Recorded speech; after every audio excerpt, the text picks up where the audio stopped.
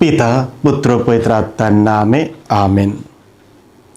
খ্রিস্টে আমার পরম প্রিয়জনেরা, আজ অগস্ট মাসের ১৩ তারিখ বুধবার, আর আজকের পবিত্র মঙ্গল সমাচার নেওয়া হয়েছে মতিরচিত মঙ্গল সমাচার থেকে ১৮ অধ্যায় ১৫ থেকে ২০ পদ। যিশু একদিন তার শিষ্যদের বললেন, তোমার ভাই যদি কোনো অন্যায় করে তবে তুমি গিয়ে সেখানে শুধু তুমি আর সেই আছো, সেখানেই তাকে তার অন্যায়টা বুঝিয়ে দাও। সে যদি তোমার কথা শোনে, তার মানেই তুমি তোমার ভাইকে ফেরাতে পেরেছ। কিন্তু সে যদি না শোনে, তাহলে তুমি বরং ২-১ জনকে তোমার সঙ্গে নিয়ে যাও, যাতে ২-৩ জন সাক্ষীর সাহায্যেই সমস্ত ব্যাপারটা একটা নিষ্পত্তি হতে পারে।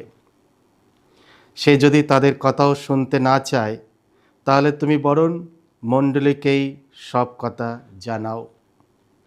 আর সে যদি মণ্ডলীর কথাও শুনতে না চায়, তাহলে তুমি বরং তার সঙ্গে এমন ব্যবহারই করো, সে যেন কোনো বিধর্মী বা কোনো করগ্রাহক। আমি তোমাদের সত্যই বলছি, পৃথিবীতে তোমরা যা কিছু বেঁধে রাখবে, স্বর্গেও তা বেঁধে রাখা হবে। আর পৃথিবীতে তোমরা যা কিছুর বাঁধন খুলে দেবে, স্বর্গেও তার বাঁধন খুলে দেয়া হবে।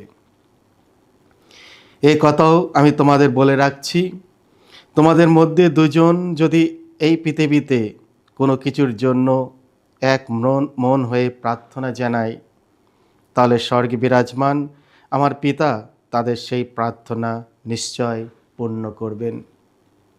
কেননা ২-৩ জন লোক আমার নাম নিয়ে যখন সেখানে মিলিত হয়, আমি সেখানেই আছি, তাদের মাঝখানেই আছি। এই হলো প্রভু যিশুর মঙ্গল সমাচার। প্রভু যিশু তোমার মহিমা প্রচারিত হোক। সম্পর্ক পুনর্গঠন। খ্রিস্টে আমার পরম প্রিয়জনেরা, আজকের পবিত্র মঙ্গল সমাচারে যিশু আমাদের শেখাচ্ছেন কিভাবে ভাঙা সম্পর্ক মেরামত করতে হয়। প্রথমে তিনি প্রস্তাব দেন, যিনি আপনাকে কষ্ট দিয়েছেন তার সাথে সরাসরি ও ব্যক্তিগতভাবে কথা বলতে।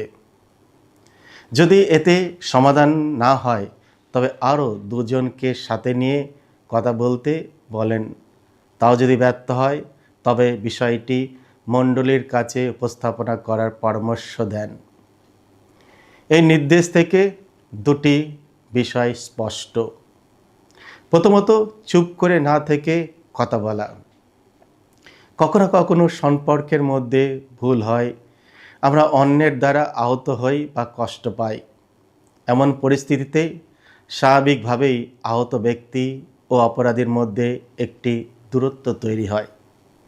এই দূরত্ব কমানোর একমাত্র উপায় হলো চুপ না থেকে কথা বলা। কথা বললে আমরা অপর ব্যক্তিকে স্পষ্ট জানাতে পারি ঠিক কোথায় তার ভুল হয়েছে, ফলে তার কাছে অনুশোচনার বা সংশোধনের সুযোগ তৈরি হয়। অন্যদিকে যদি আমরা চুপ থাকি বা কিছু না বলি, তাহলে কেবল সম্পর্কের ফাঁক আরও বেড়ে যায় এবং এর ফলে শত্রুতা ও প্রতিশোধের মনোভাব জন্ম নেয়। মনে কষ্ট জমিয়ে রাখা আমাদের নিজেদের ক্ষতি করে। তখন আমরা শান্তি হারাই, অতীত নিয়ে বারবার ভাবতে থাকি এবং ধীরে ধীরে সেই ব্যক্তিকে এড়িয়ে চলতে শুরু করি, এমনকি ঘৃণাও করতে শুরু করি। কিন্তু যখন আমরা কথা বলি, তখন বোঝাপড়ার পথ খুলে যায় এবং পুনর্মিলনের সুযোগ সৃষ্টি হয়। এটি পরিবারে যেমন কার্যকর, তেমনি ধর্মীয় সম্প্রদায়েও। তাই চুপ করে বিষ জমিয়ে রাখার চেয়ে কথা বলে বিষয়টি মিটিয়ে ফেলা অনেক বেশি মঙ্গলজনক। দ্বিতীয়ত, পরের মঙ্গল করো, তর্ক করতে যেও না।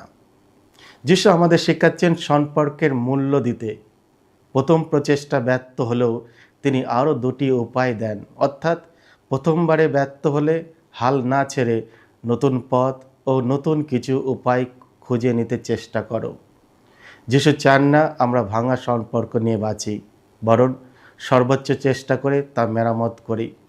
তবে কথা বলার উদ্দেশ্য যেমন মঙ্গল হয়, তর্ক না হয়, অনেক সময় কেউ আমাদের কষ্ট দিলে আমরা রাগের মাথায় তর্কে জড়াই, চিৎকার করি, কুটো কথা বলি, যা আরও ক্ষতি ডেকে আনে। যিশুর উদ্দেশ্য এটি নয়। তিনি চান আমরা শান্ত, বন্ধুসুলভ ভঙ্গিতে কথা বলি। তর্ক, লড়াই শুধু পরিস্থিতি আরও খারাপ করে। আমাদের মনোভাব হওয়া উচিত গঠনমূলক, ধ্বংসমূলক নয়। লক্ষ্য হবে অপর ব্যক্তিকে জয় করা এবং সম্পর্ক পুনর্গঠন করা। যদি আমরা যিশুর এই শিক্ষা মেনে চলি, তবে অবশ্যই আমাদের পরিবার এবং আমাদের আশেপাশে একটা ভালোবাসার ভাষা তৈরি করব। আর যদি না করি, তবে সেগুলি হয়ে উঠবে যুদ্ধক্ষেত্র, যেখানে ঠান্ডা লড়াই চলতে থাকবে। সাধু ক্লেমেন্ট বলেছিলেন, আমাদের প্রত্যেকের জন্য প্রভু যিশু তার জীবন উৎসর্গ করেছিলেন, যার মূল্য সমগ্র বিশ্বভুবন চেয়ে কোনো অংশে কম নয়। এর প্রতিদানে তিনি আমাদের কাছে প্রত্যাশা করেন যে আমরা যেন অপরের জন্য আমাদের জীবন উৎসর্গ করি। আমাদের কি সাহস আছে এমন মনোভাব কাউকে মুখোমুখি করার, যাতে অন্য ব্যক্তির অনুভূতিতে আঘাত না লাগে?